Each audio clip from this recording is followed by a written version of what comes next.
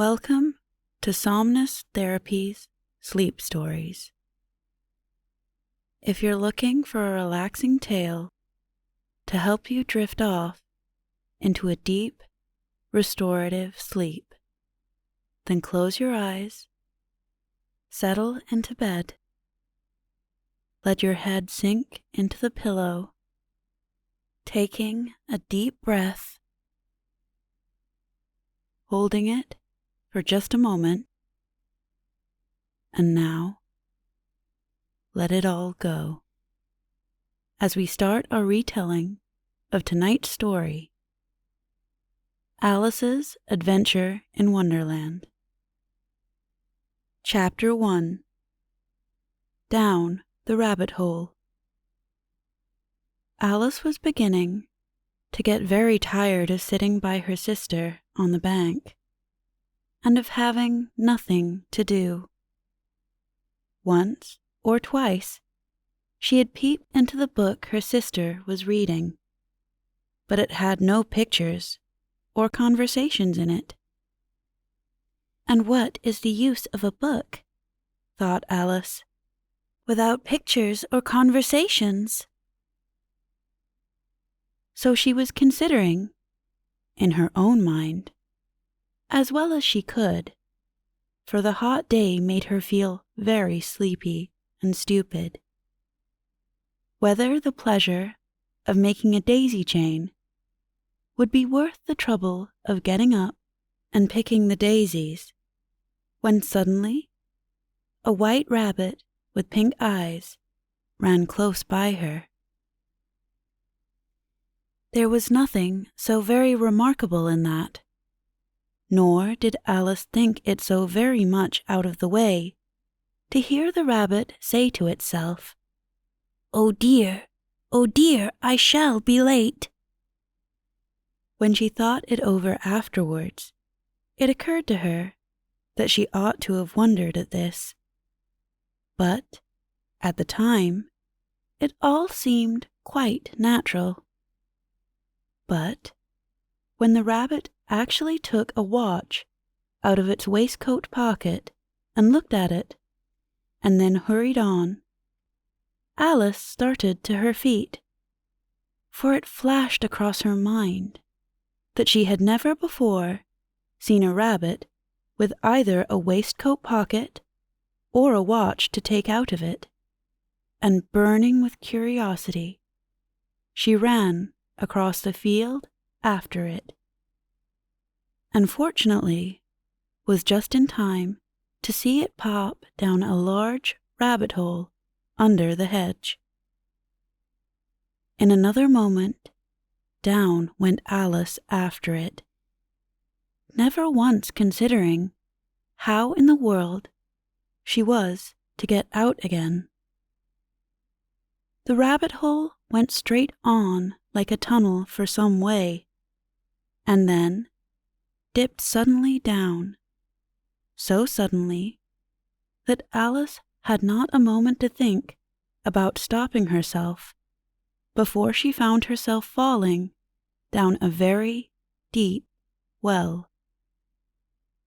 Either the well was very deep, or she fell very slowly, for she had plenty of time, as she went down, to look about her and to wonder what was going to happen next.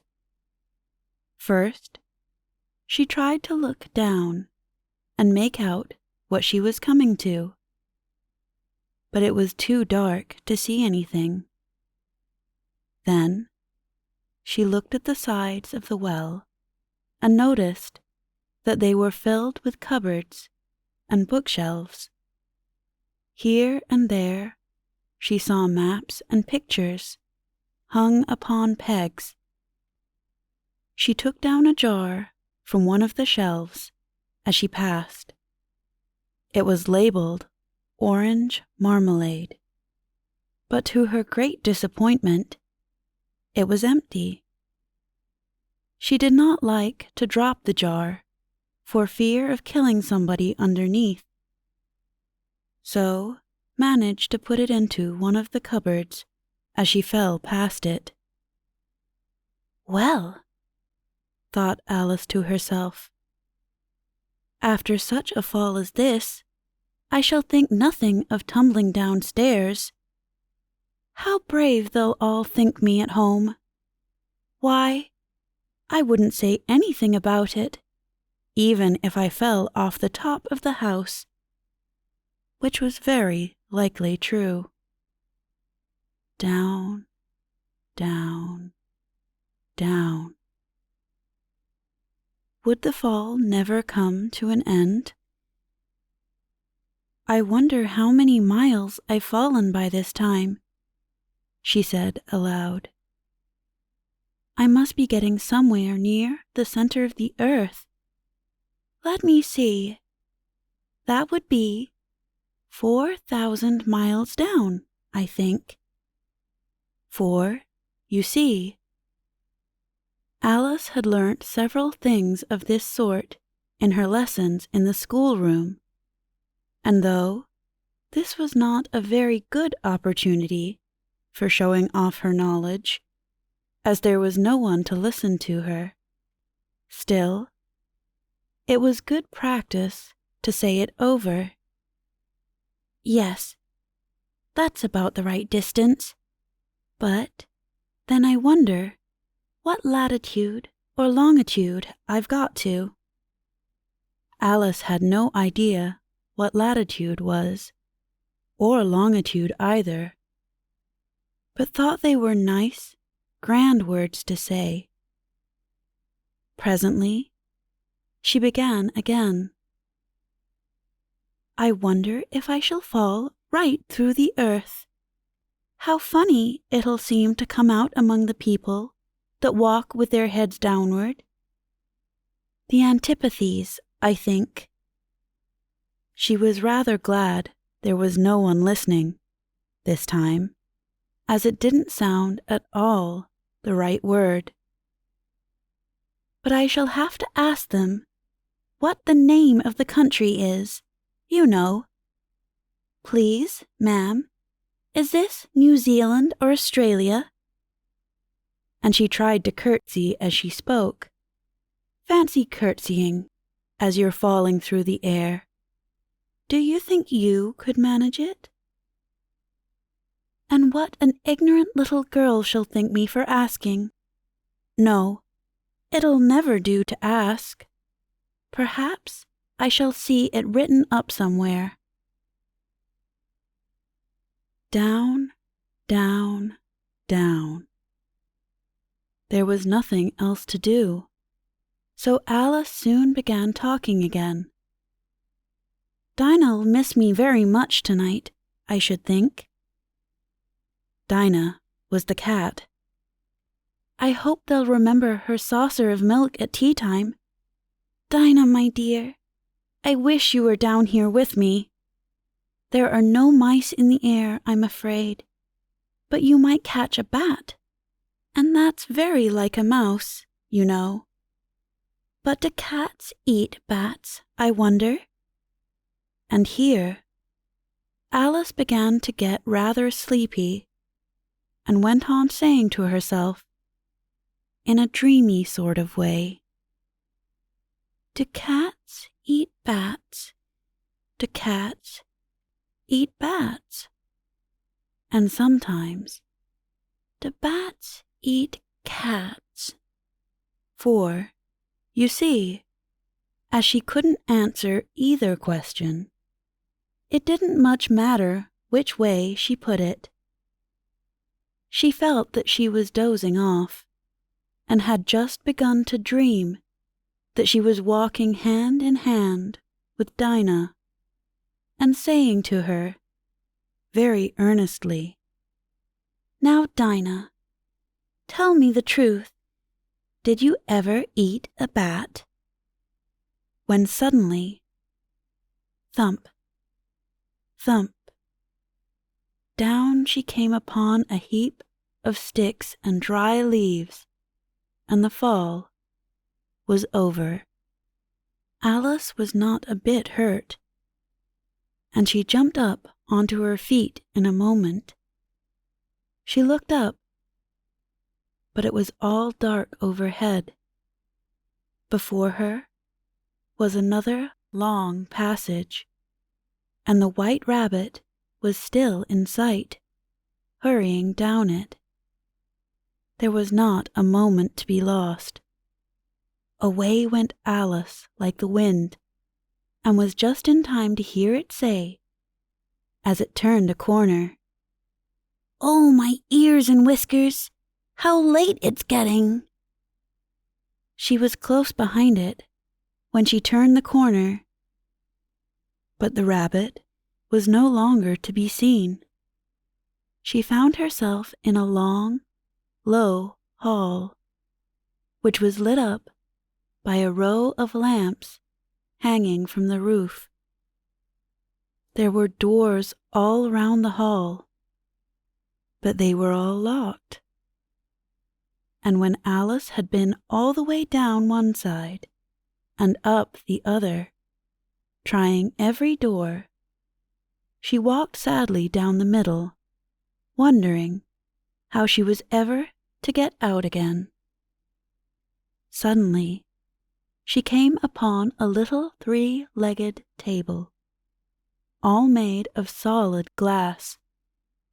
There was nothing on it except a tiny golden key, and Alice's first thought was that it might belong to one of the doors of the hall.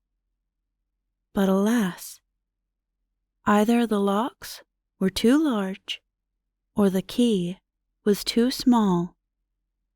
But at any rate, it would not open any of them. However, on the second time round, she came upon a low curtain she had not noticed before, and behind it was a little door about 15 inches high. She tried the little golden key in the lock, and to her great delight, it fitted. Alice opened the door and found that it led into a small passage, not much larger than a rat hole. She knelt down and looked along the passage into the loveliest garden you ever saw. How she longed to get out of that dark hall and wander about among those beds of bright flowers and those cool fountains, but she could not even get her head through the doorway. And even if my head would go through, thought poor Alice, it would be of very little use without my shoulders. Oh, how I wish I could shut up like a telescope. I think I could, if I only knew how to begin. For, you see, so many out-of-the-way things had happened lately that Alice had begun to think that very few things indeed were really impossible. There seemed to be no use in waiting by the little door, so she went back to the table, half hoping she might find another key on it, or, at any rate, a book of rules for shutting people up like telescopes. This time, she found a little bottle on it. "Which certainly was not here before," said Alice, and round the neck of the bottle was a paper label with the words, "Drink me," beautifully printed on it in large letters. It was all very well to say, "Drink me," but the wise little Alice was not going to do that in a hurry. "No, I'll look first," she said, "and see whether it's marked poison or not." For she had read several nice little histories about children who had got burnt and eaten up by wild beasts and other unpleasant things, all because they would not remember the simple rules their friends had taught them, such as that a red-hot poker will burn you if you hold it too long, and that if you cut your finger very deeply with a knife, it usually bleeds. And she had never forgotten that if you drink much from a bottle marked poison, it is most certain to disagree with you sooner or later. However, this bottle was not marked poison, so Alice ventured to taste it, and finding it very nice, it had, in fact, a sort of mixed flavor of cherry tart, custard, pineapple, roast turkey, toffee, and hot buttered toast. She very soon finished it off. "What a curious feeling," said Alice. "I must be shutting up like a telescope." And so it was indeed. She was now only 10 inches high, and her face brightened up at the thought that she was now the right size for going through the little door into that lovely garden. First, however, she waited for a few minutes to see if she was going to shrink any further. She felt a little nervous about this, for it might end, you know, said Alice to herself, in my going out altogether, like a candle. I wonder what I should be like then. And she tried to fancy what the flame of a candle is like after the candle is blown out, for she could not remember ever having seen such a thing. After a while, finding that nothing more happened, she decided on going into the garden at once, but, alas for poor Alice, when she got to the door, she found she had forgotten the little golden key, and when she went back to the table for it, she found she could not possibly reach it.